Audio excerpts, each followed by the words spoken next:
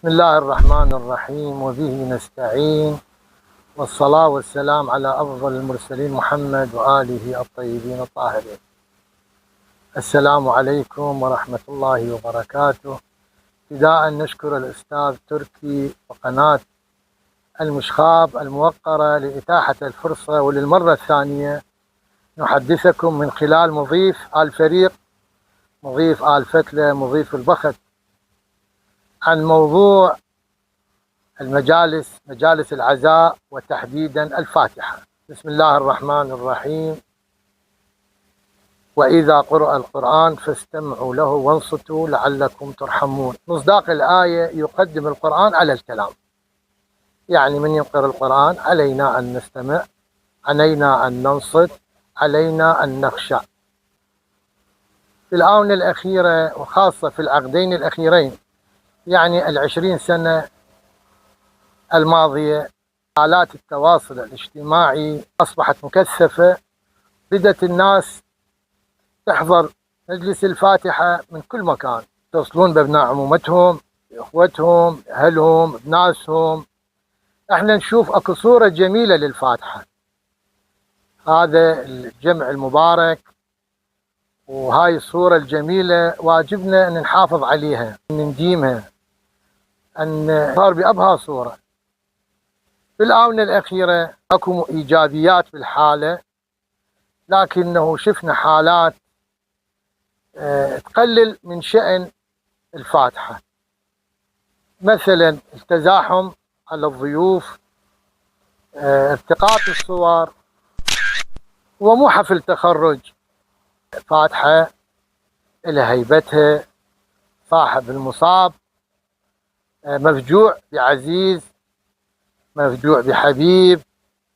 انت من تحضر للفاتحة تحضر للمواساة.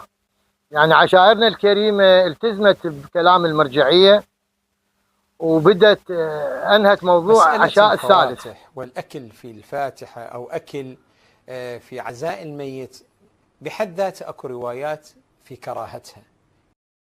وأول ما بدأ حقيقة بتطبيق كلام المرجعية شيوخ السلف آل فرعون، أول من سن سنة إنه عشاء ماكو بالثالث، وحذوة العشائر المتبقية أيضا ما تسوي عشاء الثالث، ولو أكو البعض باقي لا زال مستمر، احنا أيضا نطلب من عندهم إنه عشاء الثالث ينتهي، لأنه أولا بكراهية، اثنيا بثقل على أهل الشأن. موضوع الإطلاقات النارية